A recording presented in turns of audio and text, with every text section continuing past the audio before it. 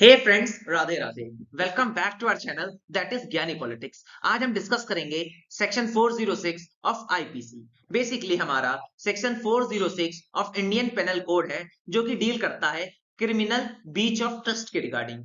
इसका मतलब है दोस्तों, अगर कोई पर्सन किसी व्यक्ति को अपनी प्रॉपर्टी देता है, ठीक है, और वो प्रॉपर्टी एक्यूज पर्सन डिसऑनेस्टली गलत तरीके से अपने आप को फायदा पहुंचाने के लिए यूज करता है, तब ये ऑफेंस उस पर इंप्लीमेंट किया जाता है। अगर वो इस सेक्शन के दौरान गिल्टी फाउंड होता है तब उसको एक कठिन पनिशमेंट भी दिया जाता है। इसमें बेसिकली पनिशमेंट में दोस्तों 3 ईयर का, मैक्सिमम 3 ईयर का इम्प्रीजमेंट होती है, कैद होती है, या तो फाइन होता है, और या तो बोथ। ये बेसिकली डिपेंड करता है क्या क्या एविडेंस अवेलेबल है और किस प्रकार का केस है। चलिए शुरू करते हैं सेक्शन 406 आईपीसी के बारे में जानकारी। हे फ्रेंड्स, अब हम डिस्कस करेंगे what do you mean by criminal breach of trust. Basically, if it is a failure of act responsibly for someone who has given something to keep it safe. मतलब अगर किसी व्यक्ति ने आपको कुछ दिया है उसको सुरक्षित रखने के लिए और उसमें आप फेल होते हैं, फॉर एग्जांपल आप किसी कंपनी की सीक्रेट इंफॉर्मेशन लीक कर देते हैं, तब क्रिमिनल ब्रीच ऑफ ट्रस्ट लगता है। The offense may also be committed if the person used property in violation of the condition under it was entrusted to him or her। अगर किसी व्यक्ति ने प्रॉपर्टी के राइट्स आपको दिए हैं और उसको वायलेट करते हो, तो यहाँ पे भी दोस्तों क्रिमिनल ब्रीच ऑफ ट्रस्ट लगाया जाता है। अब basically section 406 of the IPC offence, अब किन किन offence of criminal breach of trust के तहत सेक्शन 406 आईपीसी लगाया जाता है वो हम डिस्कस करते हैं। फर्स्ट पॉइंट है, the accused was entrusted with property and dominion over it। Basically यहाँ पे इंटरेस्ट का मतलब है गिव रिस्पॉन्सिबिलिटी।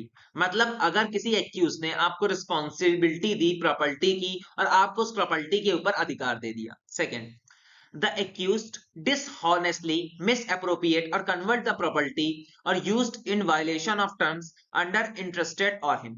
अगर कोई व्यक्ति ने उस प्रॉपर्टी के रिगार्डिंग आप पे इंटरेस्ट किया है और आप उसको वायलेट कर रहे हैं, मिस अप्रोप्रिएटली यूज कर रहे हैं, तब लगता है। The accused did so with the intention of causing wrongful gain to himself, herself or causing wrongful loss of a person।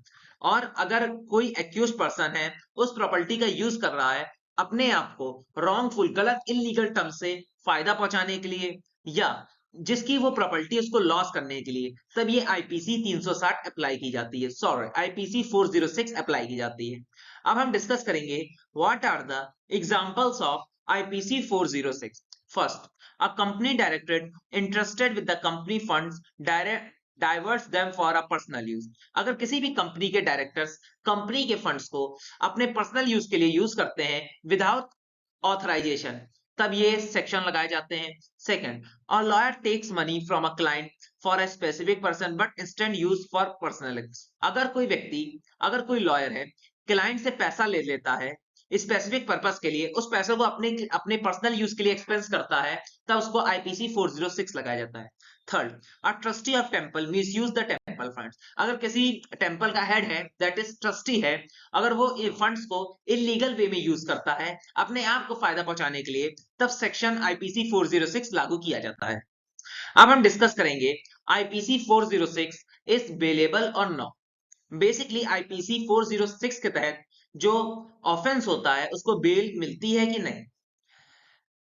Basically दोस्तों, अगर हम बात करें लॉ के अकॉर्डिंग, ये एक हमारा नॉन बेलेबल ऑफेंस है, which means bail is not the matter of right and can be granted at a discretion of court। Basically in cases में बेल मिल भी सकती है, और बेसिकली बेल मिलना या ना मिलना ये कोर्ट के नतीजों पे डिपेंड करता है। The severity of the offense and the circumstance of the courts will be decided। अब बेल लेने से पहले जो केस है उसकी गहराई और उसके सर्कमटेंसेस देखे जाते हैं। In some cases the accused may have approaches the higher court. और कुछ कुछ केसेस में जो एक्यूज्ड होता है, जो विक्टिम होता है, वो बेल लेने के लिए हायर कोर्ट को भी अप्रोच करता है। अब हम डिस्कस करेंगे what are the punishments given under section 406 IPC. Section 406 of the Indian Penal Code deals with the offense of criminal breach of trust। Basically हमारा जो सेक्शन 406 है ये डील करता है क्रिमिनल ब्रीच ऑफ ट्रस्ट से regarding. इसमें basically the punishment for this offence, इसमें basically दोस्तों पनिशमेंट है इम्प्रिजमेंट, मतलब कैद दी जा सकती है, और या तो आपको फाइन दिया जा सकता है, या तो दोनों। बेसिकली ये भी कोर्ट पे डिपेंड करता है। और जो आपका इम्प्रिजमेंट है, दैट इज कैद है, वो कम से ज्यादा 3 साल तक की जा सकती है आईपीसी 406 के तहत। तो दोस्तों अब हम डिस्कस करेंगे section 406 IPC, that is cognizable और नॉट। बेसिकली दोस्तों यहाँ पे जो कॉग्निजेबल वर्ड है, अगर हम डिस्कस करें, इसका मतलब होता है with in the jurisdiction of court। Section 406 of IPC is a cognizable offence, मतलब जो सेक्शन 406 है ये jurisdiction ऑफ कोर्ट के अंतर्गत आता है।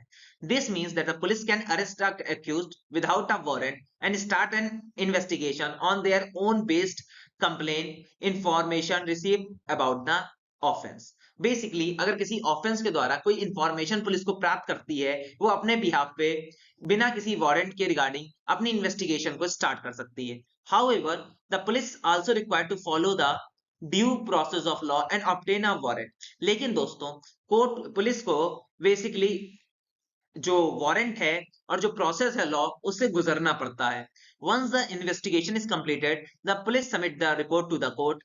आप एक बार पुलिस अपनी इन्वेस्टिगेशन को पूरा कर देती है, उसके बाद जो इन्वेस्टिगेशन है वो कोर्ट को पेश कर देगी, और तब कोर्ट डिसाइड किएगा आगे का एक्शन क्या लेना चाहिए एक्यूज्ड के लिए on the basis of evidence. अगर आपको दोस्तों टॉपिक पसंद आया हो सेक्शन 406 आईपीसी, तो लाइक सब्सक्राइब कीजिएगा एंड जय श्री राधे दोस्तों।